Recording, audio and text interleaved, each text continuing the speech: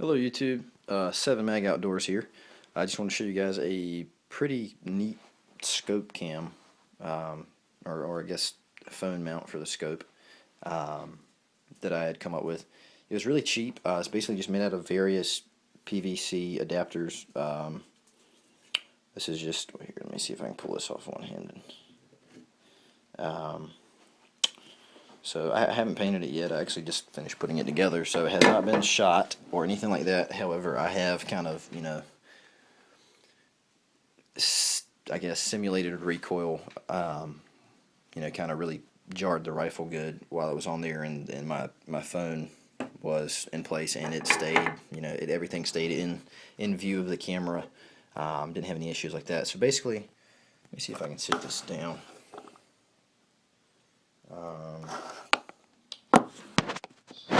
Try that, bear with me. Alright, so basically, this is it. I used this is just a holster from a OtterBox case. You could actually use just a regular, the actual phone case for whatever phone you have, iPhone or any of those, just a cheap, I guess, $1 to Amazon case. That they're thick enough that they should be sturdy. I played around with this one trying to get don't mind this, it's kind of really jagged and dirty. I wanted to clean it up some, but I'm working at home and all my tools are at work, so I'm kind of working with a limited toolbox. But even with I had more screws in this, but even with two, I mean, it's not going anywhere. I mean, it's pretty solid, pretty steady. So yeah, let's see here. The bottom, or the piece that actually slides onto the scope, is just let's see here, just a regular little adapter. I guess it would be female to female. It is threaded on one side, and it has just a slip-on inside on the other.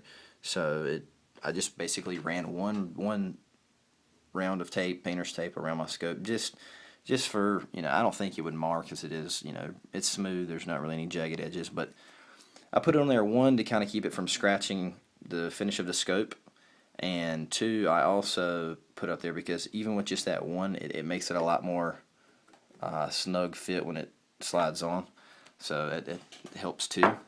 The second piece, well, these are actually two different pieces. This here is just a end cap or plug. It's basically, this side is just like this. It's a slip fit. So this I just slid in there and kind of wedged it in there. I didn't want to glue it because my original plan was to be able to actually just remove this, so I could use this one holster and this one piece to use on second other rifle. Unfortunately, the scope on my 7 mag is just big enough that this doesn't quite go over it. So I may buy another one of these and take a Dremel or something and just barely kind of open this up just a hair, so that it fits on that one. Because it lines up, but it just doesn't quite go on there. But just because of the style of, I guess, the lens and the outside casing is just a different design, so it's kind of got a ridged or a raised adjustment there. Anyway, so that's the first piece it slides on, and then this is the actual male to female coupling between. It's threaded on one side. It's 1.25 inches, and I think this is actually 1.5 inches. Yeah. Well, you know what?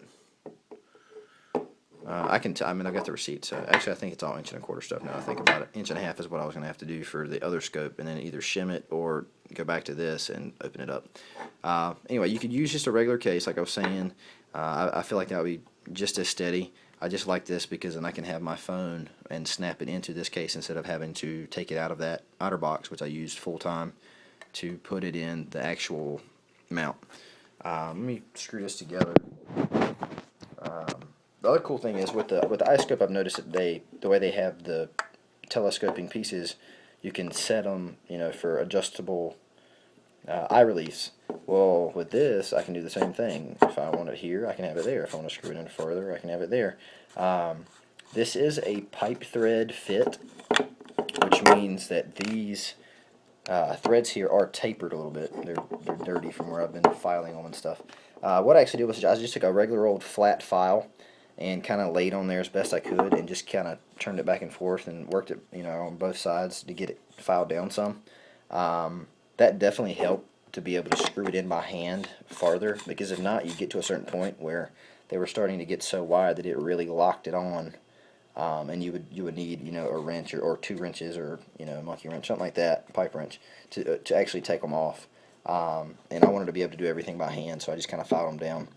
If you were just making this for one rifle, what I'd probably do is put you some. I'd still file them so that it's adjustable by hand, but then maybe put some thread tape on here so that's a little bit tighter fit. Because if it was something that needed it to be backed out a lot, there is some play there because the threads are not quite as tall. But once you get up in the mid range, I mean, it's pretty solid. It's not going anywhere. And obviously, the further you get back, the more sturdy it gets. But that's just something that if it's just going to be for one particular gun, then that may be an option. Put some thread tape on there. Get it tight to where you need it as far as your eye relief for that particular scope, and just kind of leave it set. I originally want to be able to pull this out, and maybe even the whole piece, just leave this attached to the rifle so that I can move it. So I didn't want to glue it down or anything like that, or use the tape where it's tight. I mean, this is all new. I haven't shot this yet, but as far as playing around with it, it's pretty sturdy. So let's see. Let me go ahead and screw this on here. I'll just get it good and snug. And then we will just slide it back on the rifle.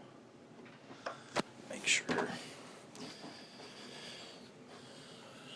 Almost got it all on there. Alright, there we go. So, basically, this is how it works. Just get this turned, oriented, kind of level.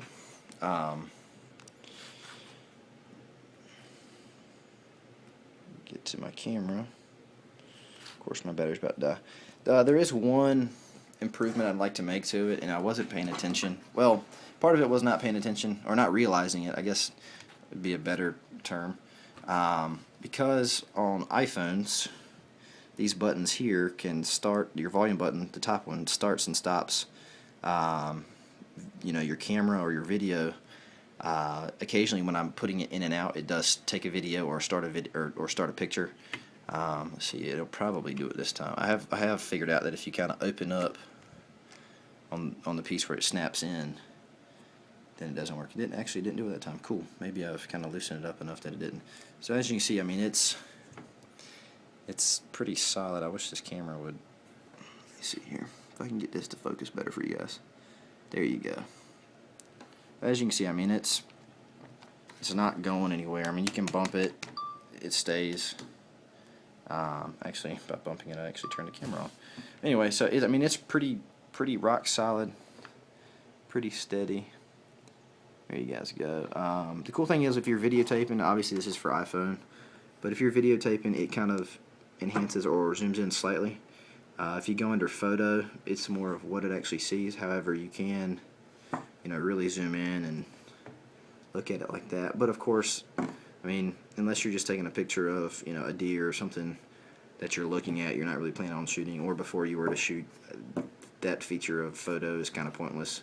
I mean, if I'm going to be doing anything at all, it would be more than likely going to be video, so that you can actually see what's going on. I've got this pretty cool app, Slow Pro, on the phone itself, where you can slow down stuff from just minor to all the way to 1,000 frames per second. You guys should check that out. It's pretty awesome for hunting or shooting or anything. So yeah, basically for, let's see, I think the receipt's right here. Yeah, $6.62 for everything. That includes the screws, all 3 pieces of the adapter, and then of course it doesn't include the price for a case or the holster in this case. But like I said, I mean, if you're just going on the cheap, you can order a $1 phone case off of Amazon. That'll work fine. So it basically, I hadn't seen this particular mount on the internet, so if somebody else has already come up with it, I'm not trying to take credit for your idea. I just haven't seen it. I'm just trying to give you guys another way of doing it. I haven't seen this done elsewhere, so if it has been done, by all means, not trying to take your idea or claim credit for it. Just trying to show you YouTubers a fairly cheap way of doing it. Basically, all you're going to need is just a drill bit set to drill a hole in the, well, if you got a regular case, you wouldn't have to drill a hole in the case because the opening for the camera would already be there. All you'd have to do is drill a hole in that pipe plug or cap. So, I mean, painter's tape, that's kind of optional. It's really going to depend on how tightly it fits and if you really care about taking a chance on scratching up your scope. And this one, as you can see, the cap's already kind of scratched and stuff. So I wasn't really worried about that, but it did make it tighter.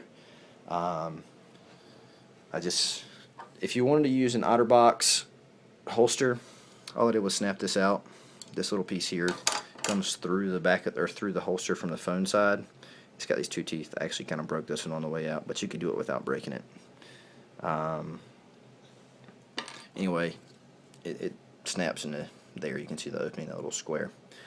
So basically, pretty cheap way of doing it. I hope you guys like it. As soon as I can get time to go out and actually fire this thing with it on there, I will put that video up and let you guys see it. Well, hope everything I showed you works out and you guys enjoy.